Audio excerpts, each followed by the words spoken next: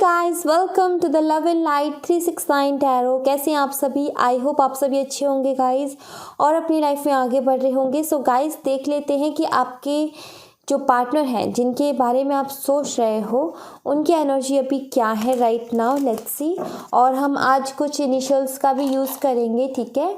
सो देखेंगे कि क्या इनिशियल्स आते हैं और इससे आपके लिए और भी ईजी हो जाएगा।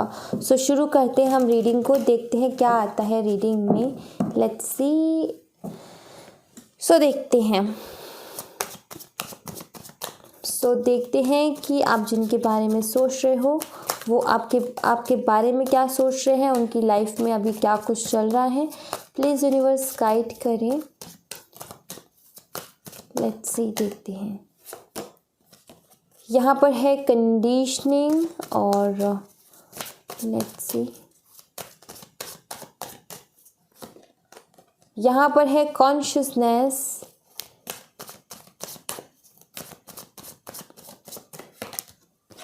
Existence,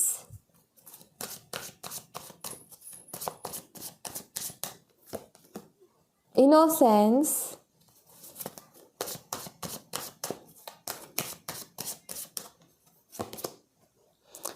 the rebel, okay, rebel,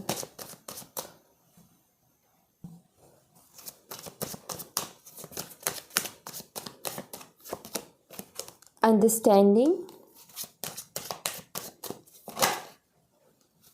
inner voice,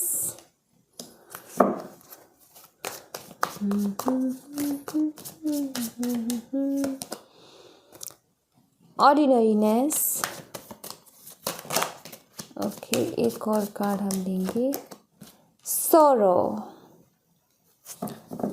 bottom the deck से देखें तो ब्रेक थ्रू है। ओके, सो यहाँ पर कुछ ऐसी एनर्जी आई हैं कि आपके जो पार्टनर है ना, काफ़ी टाइम से आई फील को बहुत ज़्यादा अकेला फील कर रहे थे, बहुत ज़्यादा, ठीक है, बहुत ज़्यादा तकलीफ़ में थे। सॉरो का कार्ड तकलीफ़ के बारे में बताता है, दुख के बारे में बताता है, किसी चीज़ के पछतावे के बारे में बताता है। जिस तरीके से इस पिक्चर में बैठ करके जिस तरीके की एनर्जी है, आप खुद देखो कितना दुखी है ये इंसान। सो वैसी एनर्जी है। कुछ ऐसी चीज़ें हैं इसकी लाइफ में गाइस जो कि कहीं ना कहीं ऐसा नहीं है कि इसमें स्ट्रेंथ की कमी है, ऐसा नहीं है कि ये कर नहीं सकता, बट अभी तक क्या हो रहा था, खुद को बंधा हुआ सा महसूस कर रहा था, ठीक है। कुछ चीज़ों में कुछ रूल्स है, इनकी फैमिली के यहाँ कुछ भी है, उनमें बंधा हुआ सा खुद को कहीं ना कहीं महसूस कर रहा था। बट आई फील कि अब इनकी एनर्जी कुछ ऐसी है कि ये समझ रहे हैं कि इनकी रियल पावर क्या है। इन भेड़ों के बीच में अगर ये है तो इसका मतलब ये नहीं है कि ये भेड़ ही है, ठीक है। ये इनके जो अंदर की पावर है ना, जो एक शेर वाली पावर है, वो कहीं ना कहीं खुद के अंदर पहचान रहे हैं। मतलब कि खुद की जो स्ट्रेंथ है उसको ये कहीं ना कहीं पहचान रहे हैं। पहले उस चीज़ को नहीं पहचान पा रहे थे। इन्होंने कुछ रूल्स, कुछ ऐसी चीज़ें, कुछ खुद के ही बनाए हुए थॉट्स, उनमें खुद को बांधा हुआ था।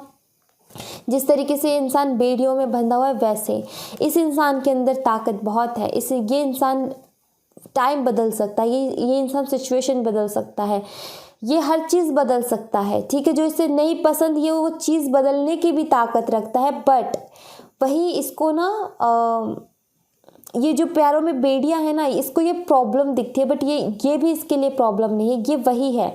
अगर इन दोनों कार्ड्स को मैं देखूं, कंडीशनिंग और इसको, कि शुरू से इनके बीच में रहा, इसलिए ये खुद को भी उसी के जैसा मानता है, ठीक है। बट हाँ, ये उनसे अलग है। तो वही मैं यहाँ पर बोल रही हूँ कि कहीं ना कहीं खुद की पावर्स को पहचान रहे, और ये ऐसा कैसे कर पा रहे हैं, क्योंकि ये अपनी इंट्यूशन की सुन रहे हैं। अब ये अपनी इंट्यूशन की सुन रहे हैं, कॉन्शियसनेस के साथ जुड़ रहे हैं। और जब इंसान कॉन्शियसनेस के साथ जुड़ता है तो काफ़ी सारी चीज़ें, पहली बात तो अवेयर रहता है, दूसरी बात काफ़ी सारी चीज़ें समझ में आने लगती हैं।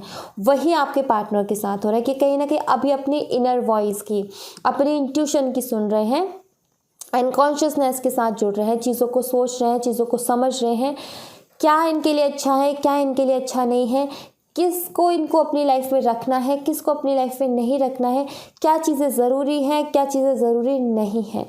सो यस, यहाँ पर काफ़ी सारी चीज़ें चल रही हैं। और दूसरी बात, इनकी ख्वाहिशें भी बहुत सारी हैं। मैं बोलूँ कि ये काफ़ी ज़्यादा अकेला समय अपने साथ टाइम स्पेंड कर रहे हैं, काफ़ी ज़्यादा अकेला रहना पसंद कर रहे हैं। ये वॉक करने भी जाते होंगे, ये नेचर के साथ जुड़ने की कोशिश कर रहे हैं, अपने आप को जितने भी दिमाग में उलझने हैं उनसे बाहर निकालने की कोशिश कर रहे हैं। और जितना ये नेचर के साथ जुड़ेंगे, जितना अपने साथ टाइम स्पेंड करेंगे, उतना ये कहीं ना कहीं इस दुख से बाहर निकलेंगे। ये कहीं ना कहीं अपनी अंतरात्मा की सुनेंगे, ये समझेंगे, कॉन्शियसनेस के साथ जुड़ेंगे, ये अपने रियल पावर्स को पहचानेंगे। और जब ये अपने रियल पावर्स को पहचानेंगे तो जो भी ये बेड़ियों में जो भी रूल्स, जो भी प्रॉब्लम से फंसे थे, उससे बाहर निकल पाएंगे। चाहे फैमिली इश्यूज़ है, चाहे कोई भी इशू है, ये कुछ तो इशू है जहाँ से निकलना चाहते बट निकल नहीं पा रहे, उसका रास्ता ढूंढ रहे हैं। एंड आई फील कि इनको वो रास्ता मिल भी जाएगा। ठीक है, अगर मैं आपके लिए बोलूँ कि इनकी आपके लिए फीलिंग क्या है, तो आपके लिए जो मुझे यहाँ पर दिख रहे हैं वो ये ही 2 कार्ड्स दिख रहे हैं, 3 कार्ड्स। ये एक तो एग्जिस्टेंस, दूसरा इनोसेंस एंड तीसरा सोरो। काफ़ी ज़्यादा इनको दुख है इस बात का। एक तो पहली बात तो ऐसा नहीं है कि आपको ही तकलीफ़ है, इस इंसान को भी बहुत दुख है, क्योंकि आप इसकी विश फुलफिलमेंट हो। कहीं ना कहीं आप ऐसे हो इनकी लाइफ में जिसे ये बहुत पसंद करते हैं, जिसे ये बहुत प्यार करते हैं। बेशक जताते ना हो, बेशक कुछ मजबूरियां हैं जिसकी वजह से दूर रहना पड़ रहा है, बट हाँ, आप इसकी लाइफ में इम्पोर्टेंस रखते हो। आपके बिना ये इंसान अपने आप को बहुत ज़्यादा दुखी महसूस करता है। आपके बिना इस इंसान की कुछ ऐसी हालत होती है। तो यस, काफ़ी ज़्यादा सैड रहता है ये आपके बिना।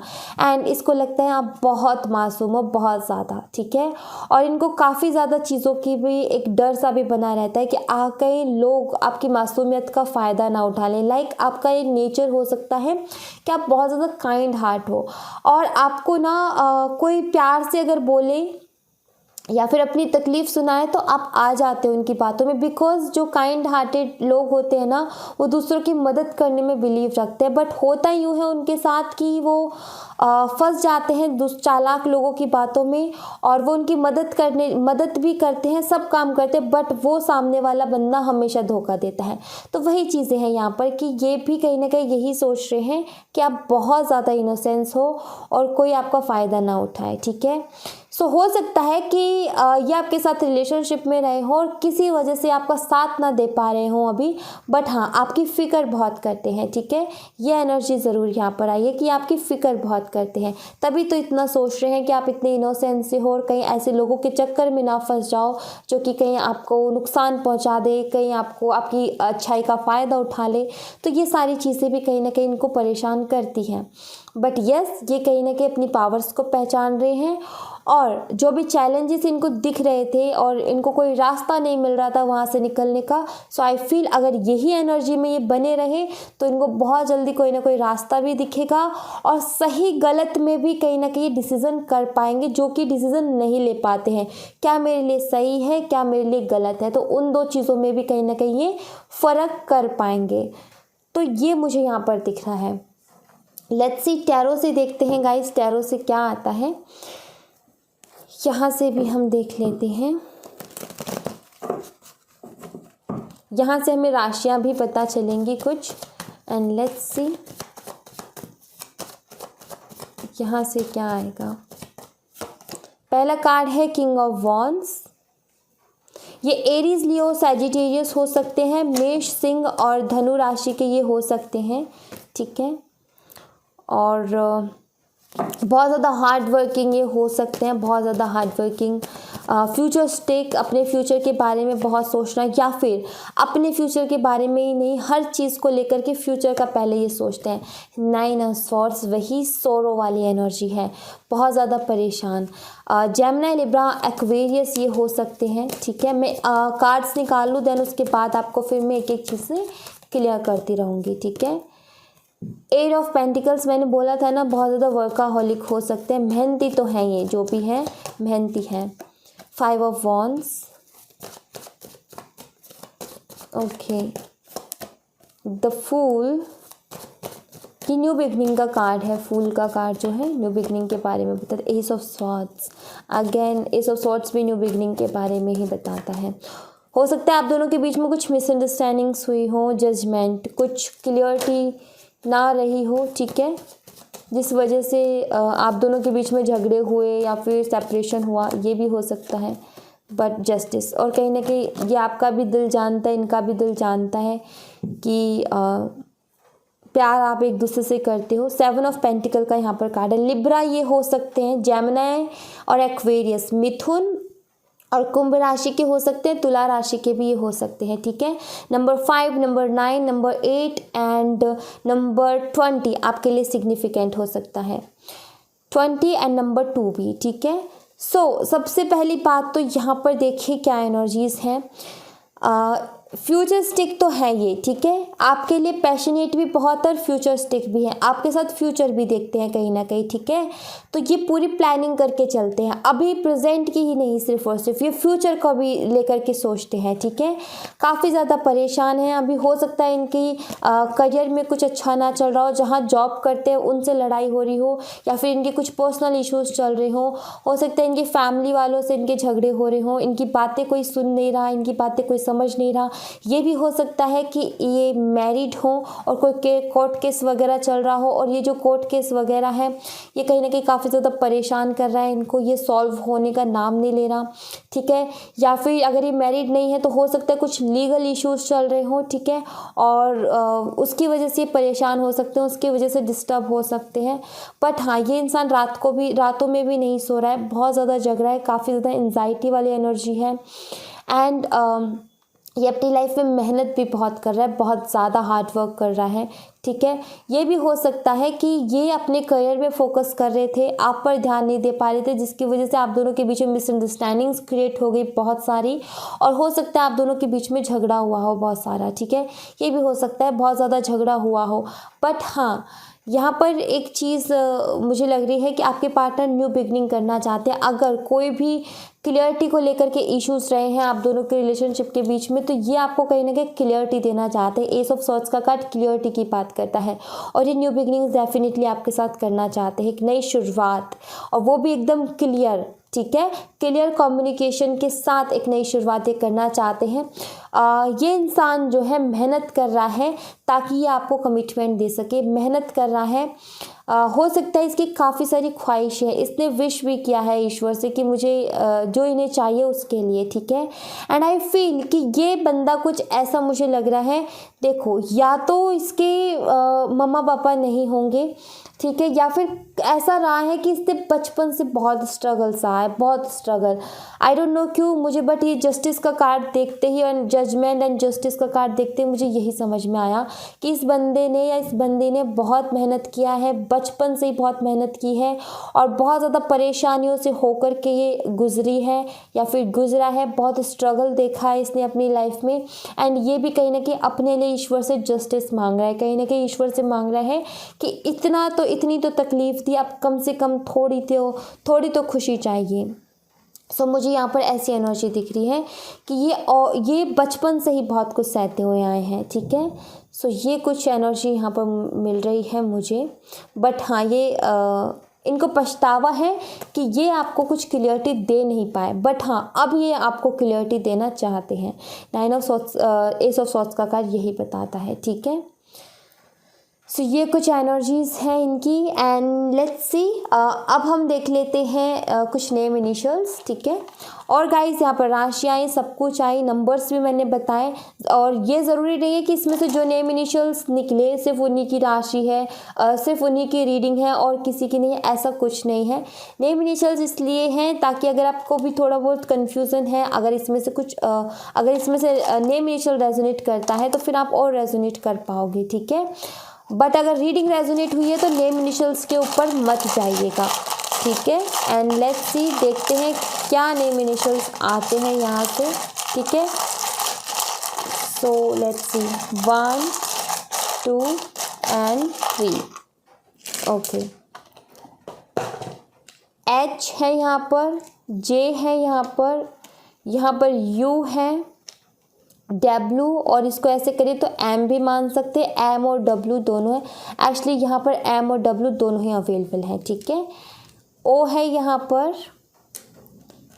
L है यहाँ पर, एंड यहाँ पर है A और यहाँ पर है T, ठीक है। तो ये कुछ नेम इनिशियल्स हैं यहाँ पर। सो गाइज, आपके लिए यहाँ से बाबा के मैसेजेस देख लेते हैं, क्या मैसेजेस हैं बाबा के आपके लिए। Let's see. पहला मैसेज है हार्मनी। कहीं ना कहीं बाबा आपको ये बोल रहे हैं कि पीस क्रिएट कीजिए गाइस।